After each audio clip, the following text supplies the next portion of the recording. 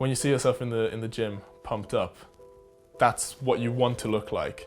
Because as soon as you leave the gym and you lose the pump, you're obviously like flatter, you're a bit smaller. So you're constantly chasing that pump, and it's like an endless cycle because you see yourself looking better, and then once you achieve that, you've got the next better version of yourself after that. So it's, yeah, it is very addicting. I'm very happy with what I've achieved in the 5 years that I've been training, but by no means am I happy with the way I look at the moment. I mean, I'm happy, but obviously I want more. And that's our big downfall, that we're very self-conscious about the way we look.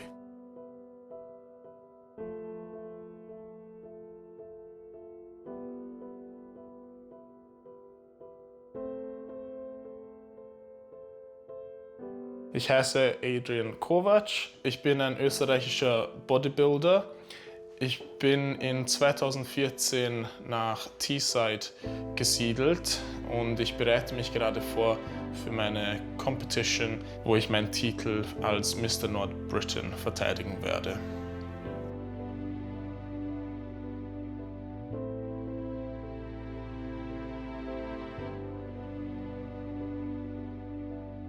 The thing is, I've got like an ideal physique in mind, you know, that I would like to achieve. But that's the question as well. It's like, once I achieve that, am I going to want something more? Am I going to want something better than that? 3 days before the show, I don't go to the gym anymore. So I want to be nice and fresh when I step on stage. So those 3 days are when I'm most anxious because I can't train. The only thing I can do is like just practice my posing and things like that. And that's probably when I'm just like, okay, I want this to finally be over with, because at that point there's very little difference that you can make. Because at the end of the day, when you're competing on stage, you don't have to be the biggest, as long as you have the full package. And by that I mean, as I say, like having everything in balance. You can be standing next to somebody whose upper body is like twice as big as yours, but if he doesn't have the lower body to go with it, he doesn't have the full package, and that's what you need to win. I did hit a point where I had to force feed myself to get all the food in because I wasn't hungry, I didn't have any appetite, but I had to eat this food. At that point, yeah, you might think, oh, but you know, it's easy enough not to eat this food. But then, am I doing it with passion anymore or not? You know, so since I am doing it with passion, it's something you have to push through. It doesn't matter what you dedicate your life to. If you dedicate your life to it, you know, if you're passionate about it, you're going to do whatever it takes. And same thing here.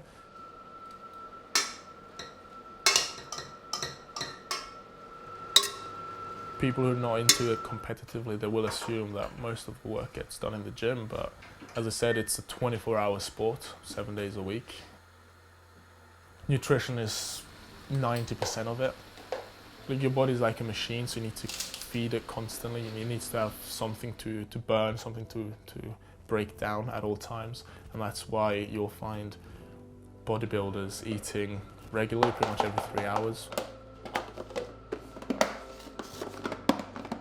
We pretty much do live out of Tupperware boxes at this point. It's only when I'm at home, if I feel like making a plate dirty, I'll put it on the plate, you know, if I want to eat a little bit fancier. When I'm in the zone, I really enjoy the motto of kill everything.